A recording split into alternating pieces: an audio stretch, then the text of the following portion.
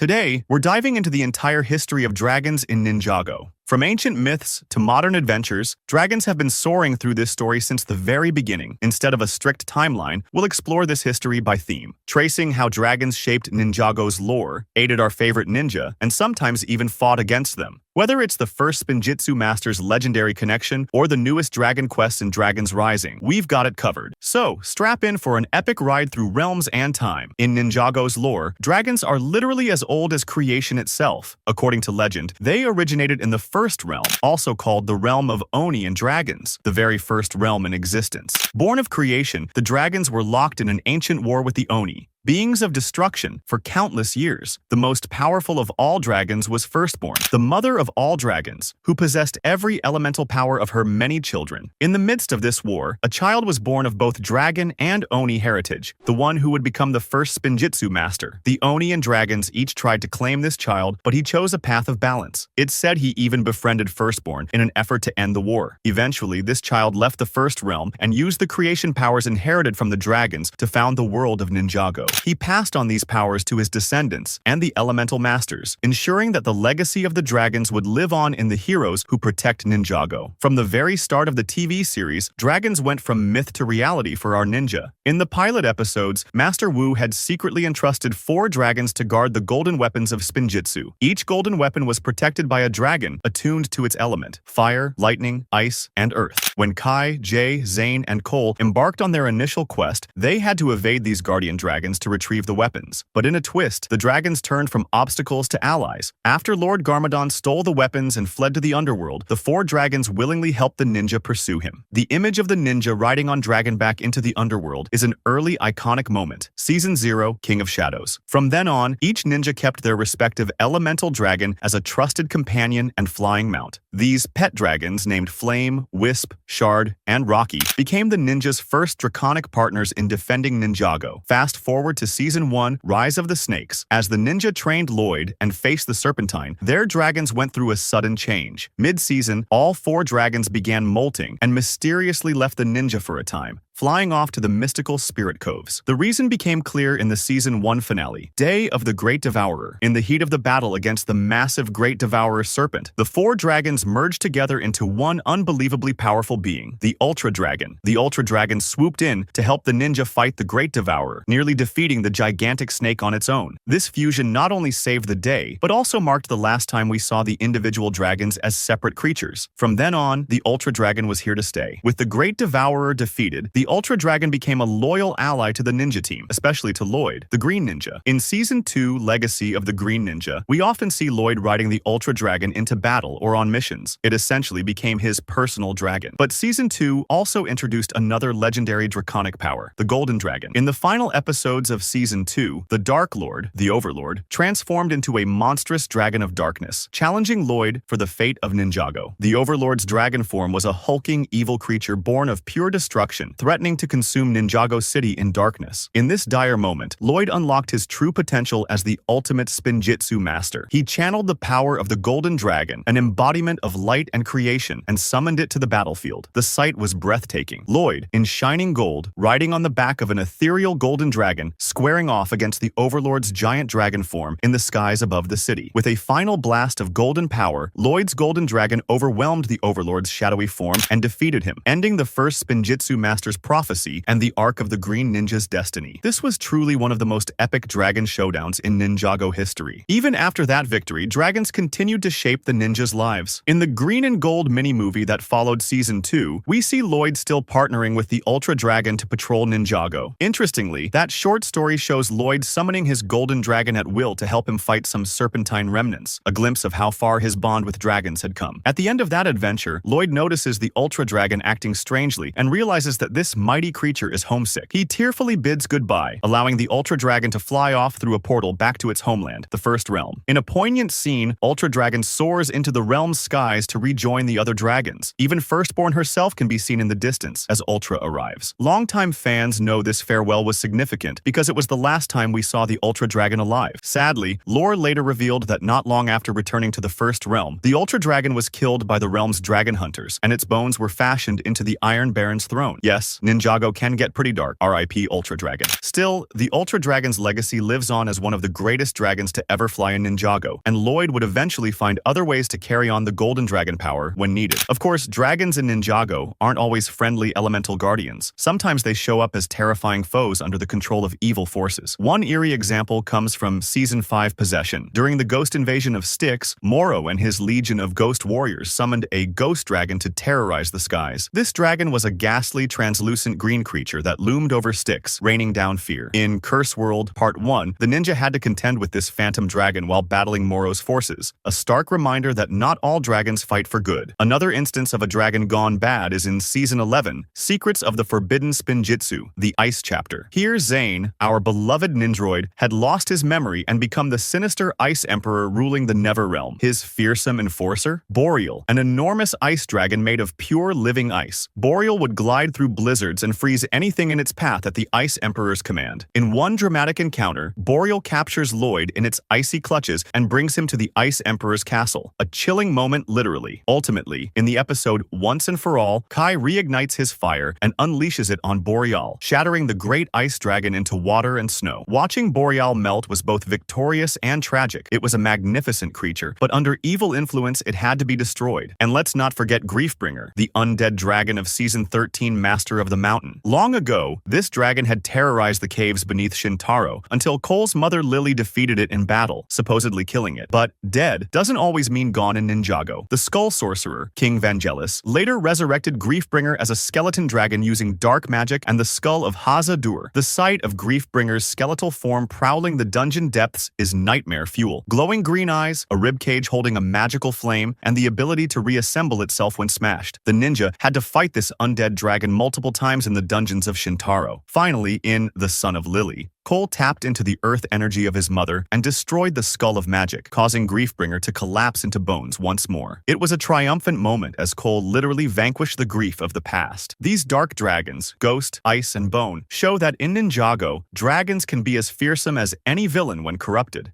Each victory against them was hard-earned by our heroes. One of Ninjago's most dragon-centric sagas comes in Season 9 Hunted. Here, a portion of the ninja team gets trapped in the First Realm, finally experiencing the homeland of dragons and Oni firsthand. This realm is a harsh, prehistoric land where dragons fly free, but also where a group of ruthless dragon hunters led by Iron Baron seek to capture them. These hunters have made a cruel lifestyle of hunting dragons for their elemental powers and crafting their bones into armor and trophies. The ninja in Season 9 find themselves teaming up with new allies like Faith and learning to survive among dragons. The most awe-inspiring encounter is with Firstborn herself, the legendary mother of all dragons, still alive and reigning in the First Realm. In the episode Firstborn, Wu and the others attempt to obtain the Dragon Armor, an artifact said to control Firstborn. In truth, Firstborn cannot be tamed by villainy. She allows Wu to use the armor only because she trusts him. When Iron Baron tries to dominate Firstborn, she promptly turns on him, ensuring he meets a rocky end. By the end of Hunted, Firstborn recognizes the ninja as allies. In a generous act, she grants each of the 4 ninja a new elemental dragon to ride, essentially the offspring dragons of fire, lightning, earth, and ice that live in the First Realm. It's like the original dragons all over again, but even more attuned to their powers. Riding these newfound dragons, our heroes manage to escape the First Realm and return to Ninjago. And talk about timing. They arrive in Ninjago during Lord Garmadon's reign, after Season 8, just when things look bleak. In an epic entrance, the ninja swoop down from the skies on the backs of their dragons to save Lloyd and Nia from the Colossus, Garmadon's giant stone mech. The dragons engage the Colossus in battle, biting and blasting at the giant, ultimately helping bring down the evil empire. This scene, dragons versus a titan amidst the Ninjago city skyline, gave many of us chills and cheers. Dragons continue to influence events even after that victory. In the March of the Oni special, we learn that when the Oni invaded the First Realm in retaliation, the dragons, led by Firstborn, and the repentant dragon hunters fought side by side to defend their home. Unfortunately, the Oni's destructive darkness turned nearly all those dragons to stone in that conflict. Firstborn herself narrowly escaped and fled to Ninjago with Faith to warn the ninja. It's a bittersweet footnote. Even the mightiest dragons were almost wiped out by the Oni. Thankfully, when the ninja defeated the Oni in Ninjago, those petrification effects were undone, and Firstborn presumably revived her children and returned to the First Realm in peace. The First Realm saga really brought the story of dragons full circle, from ancient history right into the modern day, and cemented First Firstborn's status as a protector figure as grand as Master Wu himself. Throughout their adventures, the ninja have often drawn on the power of dragons, symbolically. This idea culminates in Ninjago, crystallized. In the climactic battle against the Overlord's return, now in the form of the Crystal King, a huge winged centaur, dragon of crystallized evil, the ninja unlock a new ability, dragon form. This was an evolution of their powers that longtime fans had speculated about for years. By uniting their hearts and finding perfect balance, Kai, Jay, Cole, and Zane achieved golden armored forms with glowing dragon wings made of elemental energy. Essentially, they became human dragons, channeling the raw power of creation itself. With these dragon forms, each ninja easily overpowered the Crystal King's council of villains. In the final showdown, their combined dragon energy helped weaken the Overlord's monstrous form, allowing Lloyd, with a little help from Master Wu, and yes, even Lord Garmadon, to defeat the Overlord once and for all. The imagery was striking. Our heroes with golden wings, surrounded by the aura of elemental dragons, battling darkness in the skies. Dragon form was like the ultimate nod to how far the ninja had come, from needing actual dragons to carry them into battle, to becoming the dragon power themselves. Ninjago. Dragons Rising showcases a new generation of heroes, Aaron, Sora, and returning ninja like Lloyd, alongside a world where dragons have returned in force. After Crystallized, Ninjago's story enters a new chapter, literally a new series titled Ninjago, Dragons Rising. As the name suggests, dragons are front and center once again. The catalyst for this era is a reality-shattering event called the Merge, which caused all the separate realms, including the First Realm, Underworld, etc., to merge together into one contiguous world. With the Merge, suddenly many dragons that once lived in other realms found themselves either transported into Ninjago's world or freely able to roam there. It's as if the barriers that kept dragons apart from humanity came crashing down. Good news for dragon lovers, but bad news in-universe because not everyone welcomed the dragons. A power-hungry empire known as Imperium rose up, and its rulers discovered they could exploit dragons as an energy source. In Dragons Rising Season 1, the Imperium's hunters, the ominously named Claws of Imperium, started capturing dragons from across the newly merged world to drain their life force for power. This echoes the earlier dragon hunters, but on a more industrial, dystopian scale. Imagine a high-tech city fueled by unwilling dragons. Of course, our heroes aren't going to let that stand. The familiar faces like Lloyd and Master Wu are still around, but we also meet new ninja in training. Aaron, an optimistic kid who idolizes the ninja. Sora, a tech-savvy runaway from Imperium, and others. Together, they embark on a mission to rescue the dragons from Imperium's clutches. In one early instance, they free a fire dragon named Heatwave from captivity, only to face a fierce battle as Imperium's forces try to recapture the dragons. Eventually, the heroes rally and lead a mass breakout, freeing countless dragons. These liberated dragons take refuge with the ninja, even relocating to the monastery of Spinjitzu, where the ninja offer them sanctuary. The image of dragons perching around the monastery alongside the ninja really drives home how much things have changed. Dragons and humans coexisting openly as allies in Ninjago. And the story doesn't stop there. As Dragons Rising continues, we learn about dragon tribes and source dragons, ancient great dragons tied to the fundamental elements of creation. These are essentially the new era's equivalents of elemental gods, each leading a tribe. Villains emerge who seek to hunt these powerful dragons to harness even greater power. Without spoiling too much, it's clear that the balance of the world in this new era hinges on protecting the dragons. Longtime fans will appreciate how it harkens back to the very beginning, creation versus destruction, with dragons symbolizing creation itself. The difference now is that everyone in Ninjago knows about dragons. They're out in the open, not hidden in realms or myths. Our new heroes literally train with a baby dragon named Ryu at their side, and the series title sequence itself has a golden dragon coiling around. It's an exciting time because we're essentially seeing a rebirth of the bond between humans and dragons on a larger scale than ever before. Through Dragons Rising, the legacy of Ninjago's dragons continues to evolve, proving that these mystical creatures remain at the heart of Ninjago's story, from the dawn of creation to the battles of the ninja and into the future of the merged realms. And there you have it, the entire history of dragons in Ninjago, from firstborn to the newest hatchlings. Dragons have been mentors, mounts, adversaries, and even part of the ninja themselves. They embody the very essence of creation in Ninjago's lore, which is why we fans can't get enough of them. Which dragon or dragon moment is your favorite? Is it the majestic Ultra Dragon, the fiery Firstborn, or maybe Lloyd's Golden Dragon? Let us know in the comments. If you enjoyed this epic dragon journey, be sure to like this video, subscribe for more deep dives into Ninjago lore, and hit that bell so you don't miss an upload. Until next time, thank you for watching.